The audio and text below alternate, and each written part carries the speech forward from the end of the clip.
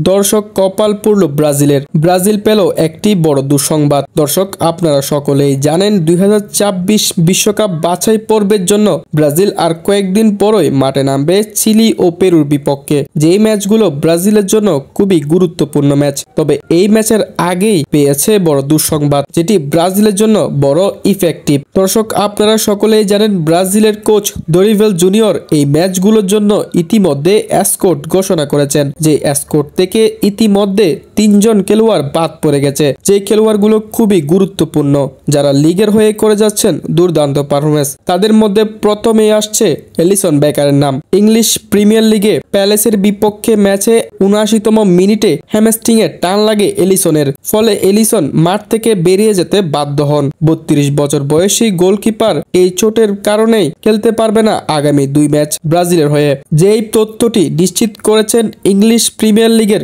লিভারপুলের কোচ। তিনি ব্রাজিল টিমকে নোটিশ দিয়ে বলে এলিসন বেকারকে তারা আগামী 2 ম্যাচের জন্য পাবে না, কারণ তার ইনজুরি গুরুতর। ফলে দরিবেল জুনিয়র এলিসন বেকারের বদলি হিসেবে এডারসনকে খেলাতে চাইবে। এটা অবশ্যই ব্রাজিলের জন্য বড় একটি ধাক্কা।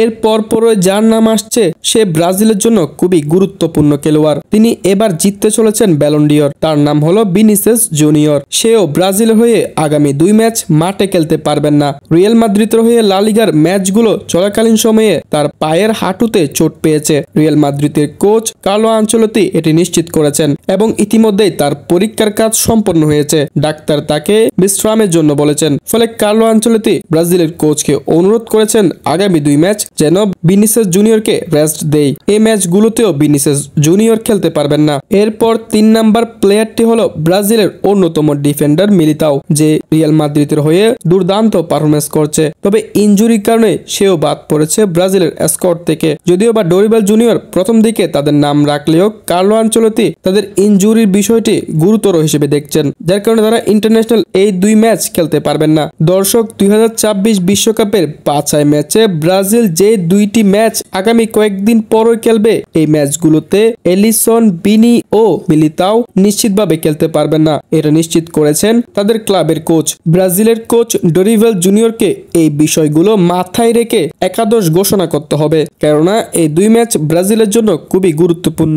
কারণ বর্তমান সময়ে ব্রাজিলের পারফরমেন্স অনেক নড়বড়ে। বিশ্বের 5ম স্থানে আছে ব্রাজিল। তো দর্শক আপনি কমেন্ট করে জানিয়ে দিন এই 3 জনকে ছাড়া ব্রাজিল আগামী ম্যাচগুলো জিততে পারবে কিনা। এবং আপনি যদি আমাদের চ্যানেলে নতুন হয়ে থাকেন অবশ্যই চ্যানেলটিকে সাবস্ক্রাইব করে আমাদের পাশে থাকবেন। ধন্যবাদ।